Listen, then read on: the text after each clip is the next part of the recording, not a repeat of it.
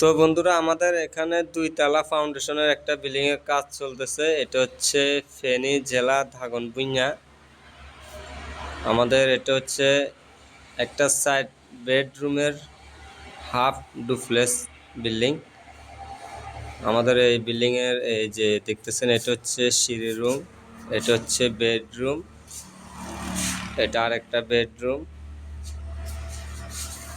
এখানে দুই পাশে 2টা বেডরুম রয়েছে। এটা হচ্ছে একটা বেডরুম। এখানে হচ্ছে পাবলিক টয়লেট, এটা হচ্ছে অ্যাটাচ টয়লেট। এই বেডরুমটার সাথে টোটাল আমাদের 4টা বেডরুম, একটা ডাইনিং রুম। এটা হচ্ছে সামনের পোস্ট। এখানে দুই পাশে 2টা বারান্দা রয়েছে।